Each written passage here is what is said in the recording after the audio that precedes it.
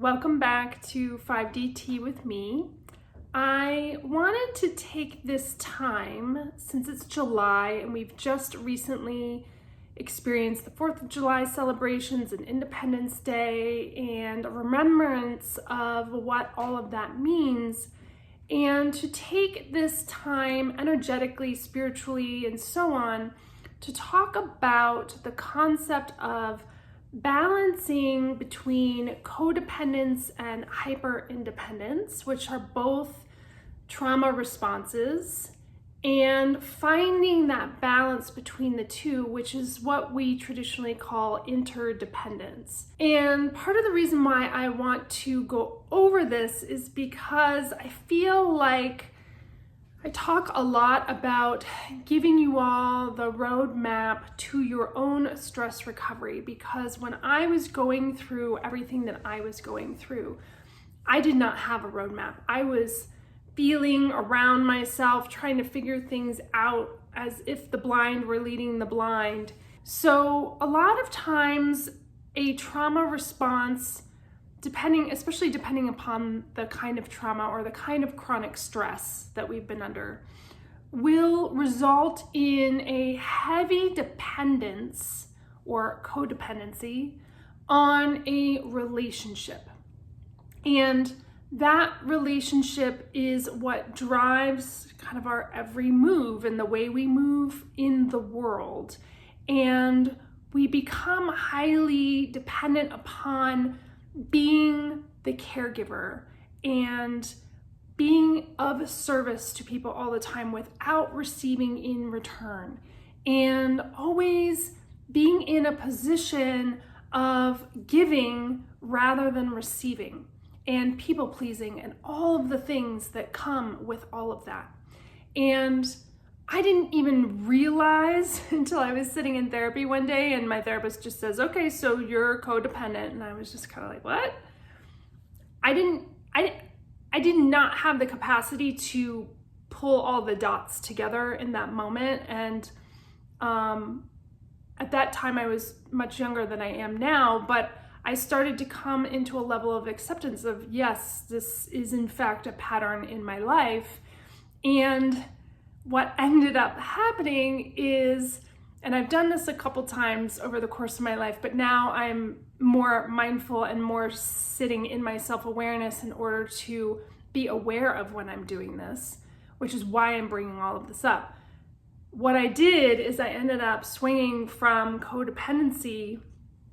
all the way over to the other side of the spectrum to absolute hyper-independence, where I didn't need anybody. I was going to do everything on my own. My self-reliance was my independence. Hear me roar, right? But what ends up happening is then you get stuck in this pattern of behavior where you cannot ask for help. You cannot find a space of vulnerability to be able to open up to people and say, I'm really hurting right now. I need 8 minutes of your time. Or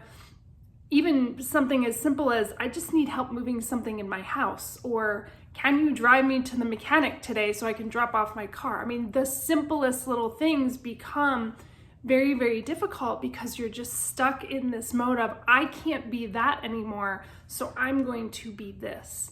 And finding a level of interdependence is really about being able to bring yourself back to center. And as much as you're aligning yourself in mind, body, and spirit, you're also aligning yourself within the community that you have around you, whether that's family, whether that's friends, whether that's organizations, whether that's work, whether it's all of the above. And so self-awareness is a big part of how we find balance, how we find interdependence, how we can find that happy medium between the two.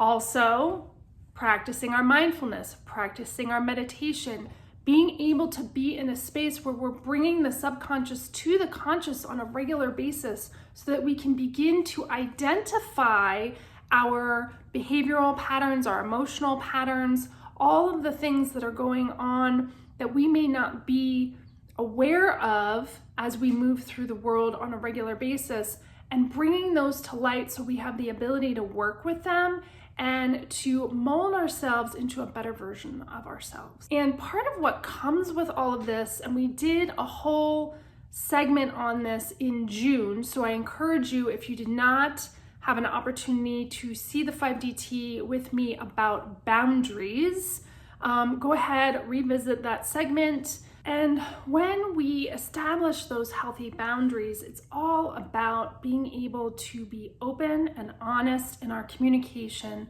not just with others, but also with ourselves as well. And that is where we begin to eliminate the toxic patterns, the toxic people in our life, in order to open up ourselves in a way where we can be vulnerable, we can accept mutual support, and we can begin to move forward in a fashion where we're building trust with other people and building these relationships where we're not codependent and we're not hyper independent, but we have this ability to rely on others when we need them, be available emotionally to them and for them, and also to receive that in return. And really opening ourselves up to the possibility of that sometimes can feel like it's absolutely impossible. There were times in my life, including recently, where I was just like, every time I open myself up to someone and I begin to trust a relationship, something backfires and I'm not sure what this is all about. And it's in those moments where we have to sit and we have to think about, how is this a mirror back to me? What is it about this relationship, or what is it about what I'm doing within the confines of this relationship that I need to look deeper into myself about? Whether it's looking at my shadow, looking into the deeper, darker parts of myself, and coming to some level of acceptance and compromise with that, whether it's being vulnerable about that piece of me and sharing that with the world in order to get past this continual habitual pattern that's coming up, or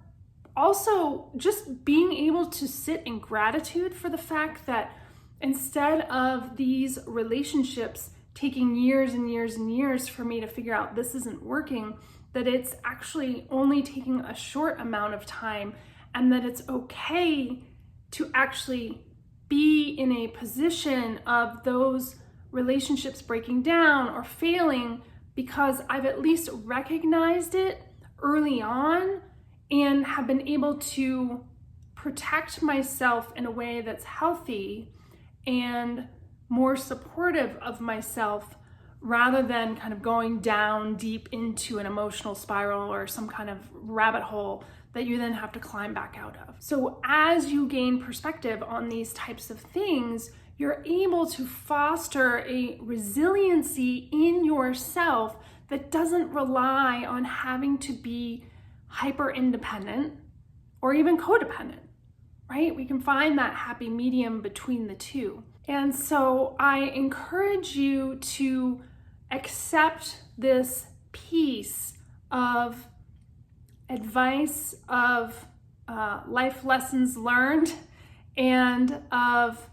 ways in which to support yourself as you go through this. And by the way, if you need to seek out professional help through all of this because you just can't figure it out on your own, and mindfulness and meditation is only supplementing it to a certain degree, please, by all means, go out and do that, right? Because not all of us are equipped or have the capacity, especially when we're in the first beginning stages of all of this, to necessarily begin to identify all of the things that are going on and that are happening. But at the end of the day, if you are focusing on your personal growth and you are making a concerted effort toward practices that include a lot of self-care in order to support yourself emotionally, in order to support yourself spiritually, in order to support yourself mentally,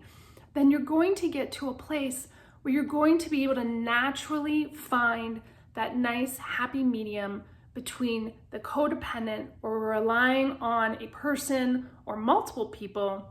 in order to help us get through our days, and that relationship continues to kind of feed into our continued victim consciousness because, oh gosh, I can't do this in and of myself. I either have to be taking care of someone all the time in order to feel better about myself, or I'm relying on all these people to show up for me in order to feel better about myself. And a lot of times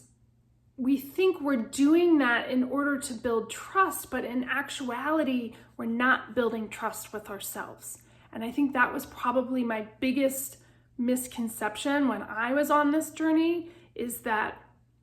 I thought by building loyalty, by building trust, by building these unconditional bonds with these other people, that not only was I automatically going to receive it in return, but also that there was a level of trust there until that trust was broken. And so building that self-compassion, building up levels of self-care as part of our self-compassion for ourselves, building up that trust in ourselves again to step out in a way that even if something is going to go sideways, we know and we are confident that we have the emotional tools and the resources in order to navigate our way and to guide our own way through what's going on, as opposed to, again, sinking down into a level of depression or a high level of stress or even anxiety and all of the things that continue to riddle ourselves and our lives on an everyday basis when we're not sitting fully in our mindfulness about how we can begin to support ourselves, putting ourselves first, so that we can then put ourselves out into relationships with others in a healthy way, where there is reciprocation, where there is unconditional love, where there is mutual respect and trust. So with all of that being said, I just want to remind you that myself, the 5D Collective, this little community that we are growing on an everyday basis and expanding in beautiful ways with so much love and so much light, we are here to support you. So if you're feeling like you just don't know where to start, if you're having a hard time navigating between the codependency and the hyper-independence, or maybe you're just stuck in one or the other, just know that we're here for you. Know that you can reach out, you can ask questions anytime. If you want to set up a discovery call, we can always sit and talk about what a bigger program might look like for you, if that's something that you want to pursue. But we're here for you. This is what this community is all about. With all of that being said, as always, thank you so much for joining me for 5DT with me. May you continue on this journey of independence in a healthy and positive way, where you can balance interdependence, where you can allow all of the working parts, all of the relationships in your life to begin to come together in a way where that machine that is you and is your heart is working on all cylinders at all times in a way that is healing and nurturing and loving and respectful. So until next time, namaste.